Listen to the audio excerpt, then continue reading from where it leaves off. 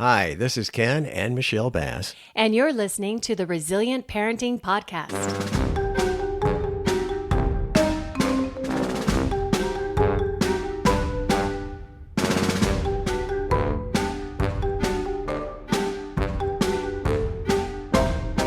Well, before we begin the next episode of our continuing podcast, a few words of wisdom from history. Okay. Concerning dads, of which I happen to be. Yes, you are a dad. Yes, okay. I'm a dad. Okay. Great moments in dad history. January 20th, 1858. Edward Black became the first father ever to say, "Can't complain," when a coworker asked how he was doing. Great moment in dad history. Why does that what does that have anything to do with being a dad? That's what dads say. I can't complain. I thought you were going to say, stop complaining or I'm going to give you a reason to complain. That's when they're talking to the kids. But it's a parenting podcast. Okay. Dads are involved. Okay. One more for you. Okay. Another great moment in dad history. Okay. April the 5th, 1978. Mike Rebecca became the first dad ever to say, "It must be free," when a store clerk scanned an item and it didn't generate a price. Was that the start of dad jokes? No, dad jokes started back in the 1700s, I believe. 1700s? Because you were there.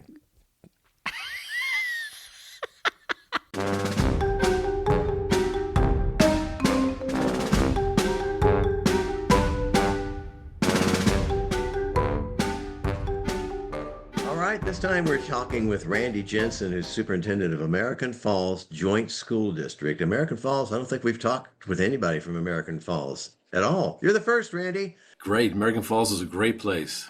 Yes, and I learned that it is on the east side of Idaho. Right. I just learned that. If anybody doesn't know, I am directionally challenged, and I should have looked on the map. I had no idea where you were. I just thought it sounded like a cool name.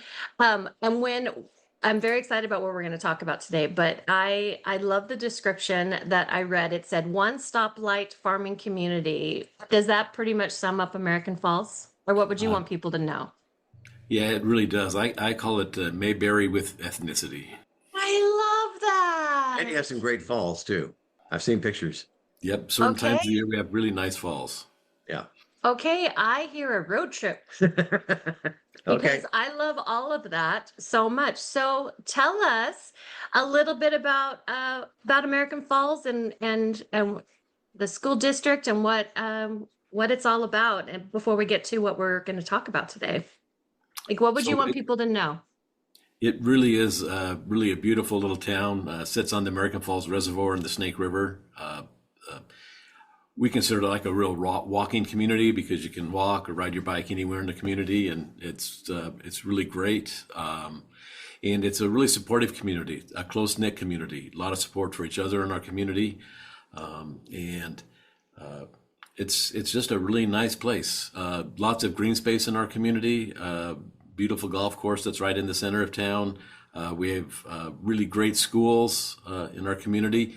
Which our community supports really well with levies and bonds. And so we have really beautiful, nice schools with lots of great programs for kids. But just really nice infrastructure, beautiful library, beautiful new hospital. So just a really wonderful town. You keep that up, you're gonna have a lot more people moving to your town. How many people do you have about right now, do you think? There's about 4,500 people in our town and about 8,000 in our county. Wow. All right. And I was really impressed with what you're doing there. I was, Roger Sherman from the Idaho Children's Trust Fund gave us a couple of articles about what you have been up to, and it is amazing. Today, we're going to talk about Read-Talk-Play Initiative. And can you explain what that is? You bet. So about 8 years ago, we decided we really wanted to do a community-wide initiative called Read-Talk-Play Every. And the purpose of it was to encourage parents to read, talk, and play with their children every day. Initially, we wanted to target parents that had children from 0 to 5, just to help the kids get ready to attend school and be ready for school. And but what we found, it's turned out to be much bigger than that. Really, the cool thing about it being a community-wide initiative is it really has pulled our community together because it's not controversial. It doesn't matter if you're a Republican, a Democrat, or if you're black, if you're white. It doesn't matter what you are. Everyone certainly believes that read, talk, and playing every day with your kids is really important. And so it's been really a unifying campaign in our community. Our whole community jumped on board. So pretty much every business in town is one of our business partners. And if you ever come to American Falls on Wednesday, no matter where you go, you see everyone wearing a t-shirt that has our Read, Talk, Play logo and sign on it. So whether you're at the bank, at the grocery store, at the county office, in the library, in the senior citizen center for lunch on Wednesday, pretty much everyone has Read, Talk, Play shirts on. So it really is an initiative that our whole community is bought into. Wow. But it's also spread beyond just 0 to 5, because what we find now, it's really important for teenagers to read, talk, play every day. It's and our senior center, it's really important for seniors to read, talk, and play every day. And so it really is important. It's just really a community-wide effort, and we believe it's been a game changer. We've seen some real improvement in our kids' scores, getting ready for school, being ready for school, and but we think it doesn't just get kids ready for school. We think it affects their long-term life, because they're just really important skills that kids develop when parents read with them, talk with them, and play with them. So when I was reading, there was something about universal preschool. Is that a part of this as well? So, then one of the next initiatives we did after Read, Talk, Play Every Day is we wanted to make preschool available for every child in our town. And so we do have a little different model in that, we went to all of our local preschools. We had a couple of them, and we said, what can we do to help more kids go to preschool? And so all those preschools, they increased their capacity for kids to come to preschool. And then through grants, we were able to help provide scholarships for kids to attend preschool. So we went from about 30% of our students attending preschool to about 70% of our students attending preschool. Wow. Now, there are some places I know in the U.S. where preschool is already free for all kids, right? Like our grandkids live in Washington, D.C., and it's free preschool up there. Is this something that's going to be spreading thanks to your efforts, you think? Well, unfortunately, in Idaho, the legislature provides zero funding for preschool. And so it's difficult to build a universal program, without some type of support. But we've done it through some grants and donations and business partners here in American Falls to at least make it available for pretty much everyone that wants to participate. I saw that there were scholarships available. So if it's a financial reason, that shouldn't stop them from being able to participate in the universal preschool. Is that what you're saying? Yes, correct. We try to scholarship any students that have needs. The neat thing about American Falls, we are an ag community, and so we grow the greatest potatoes in the world here, along with other things. And we now have really the largest French fry factory in the world, Lamb Weston, in American Falls. And it produces a lot of French fries, about 3 million pounds a day. Wow. And so, but with that, we have a lot of workers and a lot of ag workers. So about 70% of our students in our school district are on free lunch. And so because of that, we do have a pretty good need of people that need help getting scholarships to attend preschool. So when I was reading the article, it talked about that grassroots effort and then the community collaboration. I know one of the nonprofits that had been mentioned was United Way. So how did you get everyone on board with the preschool and with the Read, Talk, Play initiative? Well, it really started with the Read, Talk, Play initiative, and United Way of Southeast Idaho, which is headquartered out of Pocatello, about 30 miles away. When they heard about the Read, Talk, Play initiative, they contacted us and they wanted to be a partner with us on it. And as we started meeting with them, it just was kind of naturally moved to we wanted to then partner to develop this preschool initiative. And at that point, the Idaho Association for the Education of Young Children, they were offering some grants to help develop preschool collaboratives. And so we partnered with them, with United Way, and it really started with just, like I said, a grassroots effort. We just had a committee set up of about 15 people, which included the mayor, some parents, some daycare, preschool operators, school principal, and anyway, this committee came together, and it took a few meetings to really get going. But once we caught a vision and decided how we wanted to go with it, it really became effective, and it's a great program because it really is one that can be replicated other places. It's Absolutely. So I had looked and I'll be honest, I thought that the Read Talk Play Initiative and the Universal Preschool was all the same thing. So it's separate. Is that what I'm understanding? Or is it over? Well, it is separate, but it does, it's all part of our efforts to help our kids. One of the goals in our strategic plan for our school district was to help our kids be ready for kindergarten. Okay, so that it was talking about some of the positive things that came out of this, which was improved family engagement, preschool access, and then kindergarten readiness. And what did you notice after doing these programs with kindergarten readiness? Well, first off, when we look at our data before the programs, about 20% of our kids were at the proficient level when they started kindergarten. And after we've done this program now for 5 years, we're closer to 60%. So we've gone from 20 to 60%. But we look at it even more. We feel like if you're ready for kindergarten, you're going to do really good in kindergarten.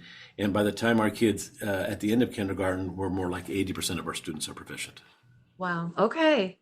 That's amazing. So as far as getting ready for kindergarten, it's been very effective. But we think it even has a lot long-term effects. Mm-hmm. Okay, so how can this spread from American Falls to the rest of the state? Do you see any way for this to start happening? Or nation. Yeah. Well, it is in other parts of the nation already. Yeah.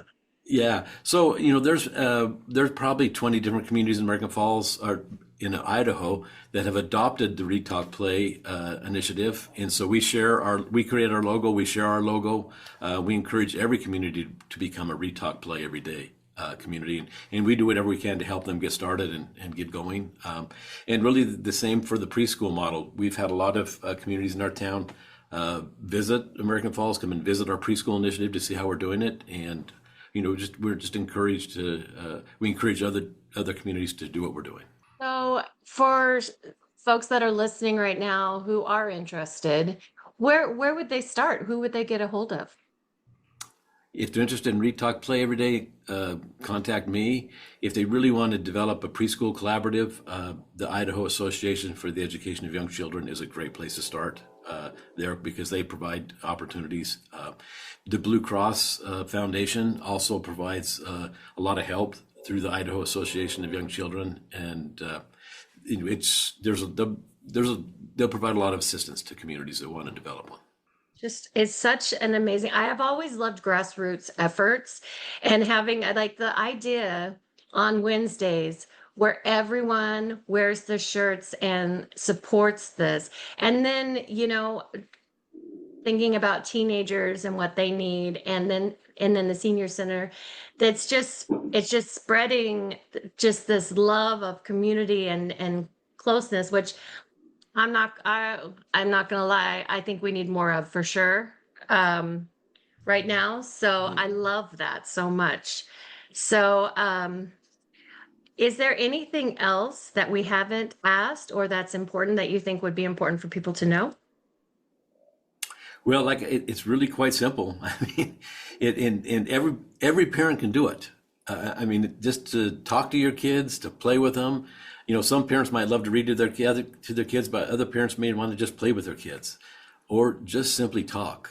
It's all really important for the language development of the student, for the social development of the student, just to help kids learn how to interact and learn and grow. It's just so important, especially in today's world, because people spend so much time behind their screens. Sometimes we blame kids for being on their parents' screens too much, But we almost blame parents for being on their screens too much. In our perfect world, parents and kids would come home and the screens would just be put away, and the evening spent, read, talk, and playing. But even if you can't do it every evening, if you can just do it, an hour a night, it makes such a big difference. Yeah, and thank you for bringing that up, because we've talked about it, but we haven't talked about like what it actually means for the Read, Talk, Play initiative. So it really is about taking time every day to read, talk, or play with your child, your teenager, and to do that engagement that's more where you have eye contact or you're really present instead of always having your mind in something else. And I notice that when we have our devices, it is really easy to have our mind somewhere else. Or even when we're watching TV, you may be together, but you're separate. If I'm understanding correctly, this is really about being present, taking time to be present with your child. Yeah, exactly. That's what it's about. That's a great way of putting it. So, And on a side note, you referred to this also happening on Wednesdays with seniors too. I know a senior. Stop pointing fingers at me. You said that I can't point and laugh. You didn't say I couldn't point. Okay. Have you noticed this helping seniors a lot too? oh, I believe so. You think one of the big epidemics in our communities today is loneliness, especially among the senior population. And so, if that senior population can get out and talk and play, it's great too. We give athletic passes to all of our seniors in our community, free athletic passes. We'd love for them to come to all of our events at our school, just to get them out, get them socializing. That leads to a much healthier life for seniors when they. Yeah, them hanging with kids also. Yeah. Okay, so that was my question with the seniors. How do you incorporate them into this? So you bring them to events to read to kids and play with kids. Do you have any where kids come to the senior centers and they can read to them there, or how does that look? Boy, we have not done that, but that's a great idea. So Bravo. I envision a field trip now. I think that would be awesome, and I think the seniors would love it, and the kids would love it even more. Great Oh, I idea. love that. Okay. Yeah, especially if there's some that maybe can't get around as much, but still want to have that engagement. That would be really amazing.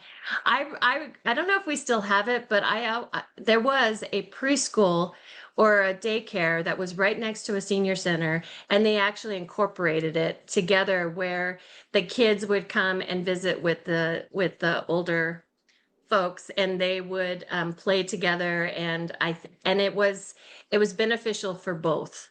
And I just thought that was such a cool idea, but I don't know if it's still going on, but definitely I love that. I love being and for them to have something to look forward to, and then to be helping the younger generation too would be pretty cool.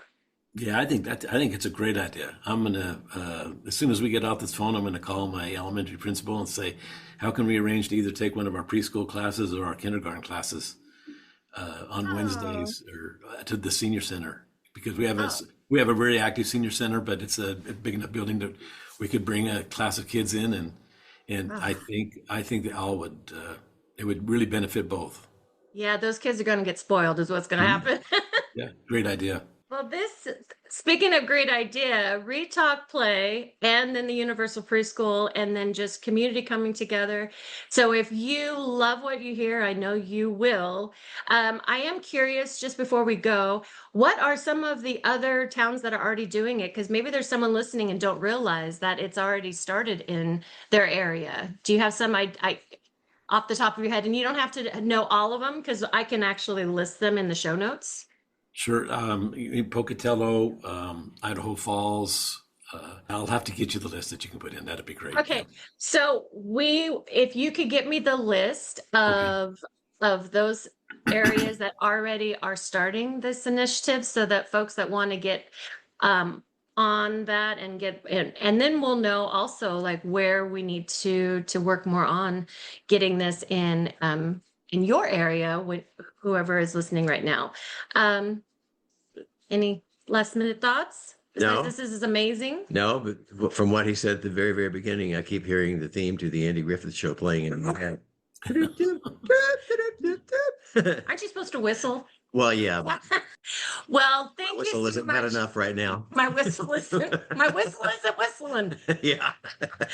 Well, thank you so much for joining us this morning and sharing this amazing project. And you really are making a difference. And I love that it's, long-term, positive impact that you're making in your community and outside of your community. It's really amazing. Good job. Well, thank you guys for giving us the opportunity to share what we're doing. Absolutely. Thank you. Thank you. Thanks.